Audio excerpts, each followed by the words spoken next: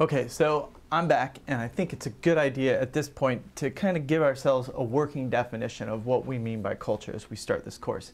I wrote this in the wrap-up notes that I posted on D2L for week 1, but let me go ahead and say it again here.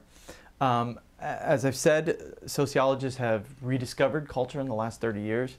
There is no one definitive meaning of culture or way of looking at culture. That's one reason why it's actually a cool thing to study.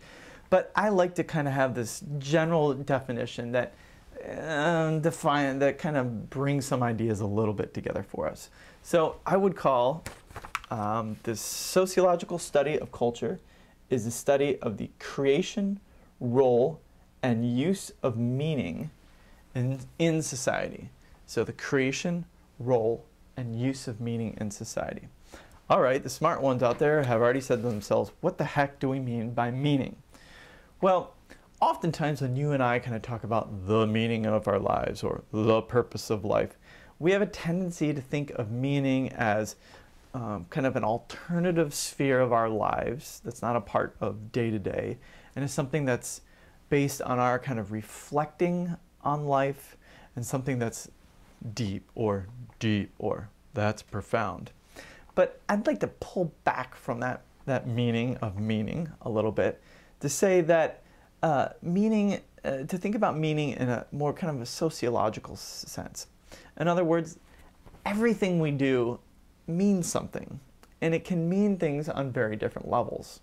It can mean things on a highly symbolic level. So for example, you go this coming fall and you go to the ballot box and you vote. Well, that is a very kind of material, practical thing to do because it's about a political system and it's about distributing power. But by voting, you actually are both kind of embodying this abstract idea of democracy, whatever that may mean, and we could say a lot more about that. But you're also kind of reflecting some level of belief or respect for that ideal by simply going and voting. Because if you didn't at some level expect that that your voting activity had some sort of importance, then why would you do it? And even today we know, political scientists tell us that a lot of people don't think that that act has any meaning, and not surprisingly, they don't do it. Let me give you some other examples of just how meaning is present in the course of our lives. So when you walk into most classrooms, this might be a little different. It's online, but even so, it might be able to play out here. There's a set of kind of deferential behaviors that go on with teachers, right? You enroll in a college education, yeah, a lot of you might say to get a job, but you dig behind that a little bit and you start to realize that part of education is both knowledge acquisition to get a job, but also this sense of kind of liberating oneself from what we've known before, where we've come before, from maybe problematic aspects of that background, but also delving deeper in to the meanings of the experiences of life that we've come from. So by actually entering a college classroom, you are suggesting that there's a meaning to the activity that you do in that classroom or that we're doing together this semester, that it's got some level of meaning and potentially many numerous different meanings for you and maybe for the people who are important in your life. You're demonstrating your desire to form yourself, to be able to do something different with your life, or to hone skills, or to support family members. So there's a whole kind of constellation of meanings that come along with this. And let me suggest one other example of meaning. If you recall the Penn State scandal from this past fall with Jerry Sandusky and the whole child abuse thing, which is going to play out for the next year for sure, there was a real high level discussion of this, and not just on ESPN, which I like to watch, but on CNN and on journals and on online. There's a high level of kind of disgust and rejection and anger, and those emotions as well as the ideas around them are evidence of the meaning that we've placed on childhood and the distinction we've made between childhood and what we consider adult sexual activity. So we've embedded and imbued so much meaning into that understanding of how society should operate, of how a child should grow to become adult and a child should be protected. And our responses are evidence of that level of meaning. And as a side note, in the Ruth Benedict reading, you'll see, and she argues, that different societies, this is an anthropologist, she's writing in the 1930s, have very different ways of thinking about childhood and sexuality. They have different ways of having meaning about those things. And those meanings are embedded in the actions that people do and the way societies are structured. And then people can also tinker with those meanings. They can advocate for new meanings or try to adjust meanings. So meaning is really what this course is about. And even though we won't say that word a lot as we go through, it's behind everything that we're doing. So what are, as we kind of go after this elusive thing we call meaning, what are we actually looking at, or what are we looking for? Well, sometimes we're looking for content. So we could do an analysis of what people say they believe about God, or we could do an analysis of the top 10 books on the New York Times bestseller list, or we could look at how t-shirts are different today. Why is Ed Harvey hot? He might not be hot anymore, I don't know. I may live near Venice Beach, but I don't follow it that well. And why isn't Ocean Pacific hot anymore? So we could actually look at content, the stuff of our lives, the pictures that people have, the art that people like, the music that people listen to. We could look at that cultural content to try and analyze meaning. We can also look at levels of culture. So this first is content of culture. We can look at levels of culture. So we could understand how do individual U of A students think about, what do the individual U of A students think about immigration? We could talk about that.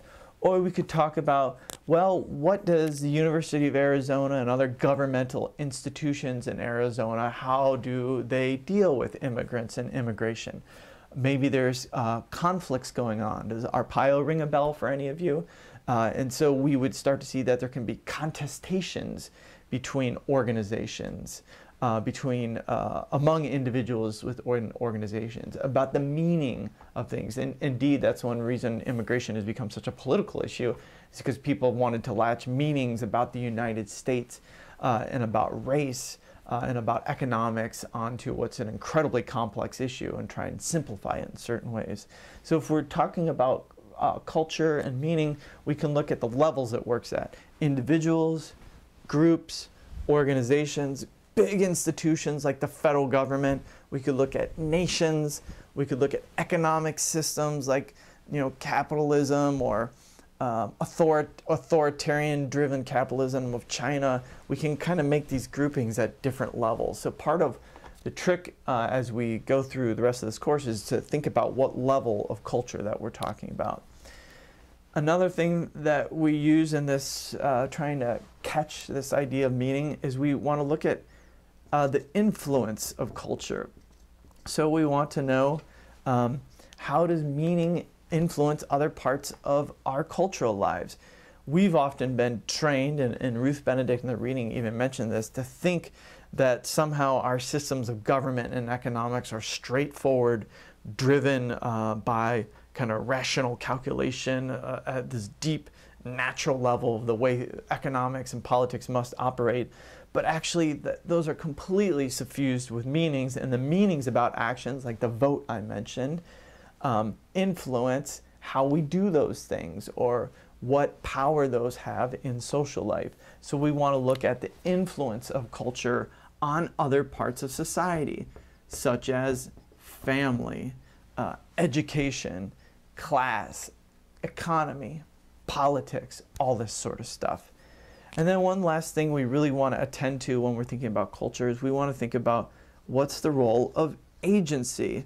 Now, agency, in case you're not aware of, is kind of a short and quick way that sociologists kind of are talking about the abilities of autonomous individuals to have choice and decision-making power in the course of their own lives. So that example of Parsons that I gave, this idea of magnetic poles, culture being magnetic poles and compasses, he doesn't think there's much agency for people in culture. It's like we're supposed to align our compass and follow it and kind of behave in a certain way. We're supposed to be socialized to do life in a certain way. Well, if you look at different components of lives, you see people live very differently. They make different decisions, or they're channeled into aspects of life either through economics or education or through the color of their skin or through their gender to only be able to make certain realms of decision in their life. So part of what we want to pay attention to is when we talk about culture, how much are we arguing that we as individuals have agency, have power to influence cultural meanings, to use cultural meanings, or are we more kind of weighted down and controlled by or sometimes locked in by cultural meanings? And let me say a few words about classification, and then we're going to wrap this up. As many of you noticed in the reading, many of you said, well, what was wrong with this old anthropologic view is that they made generalizations. That's partly true, but the act of generalizing in and of itself isn't bad. As a matter of fact, generalizing, or what I would call classifying, is, as you'll see in this course, a fundamental part of what it means to be human, and that we, as social scientists, you and me, we have particular ways to classify, and we have arguments and ways of evaluating which ways are better to classify the social world.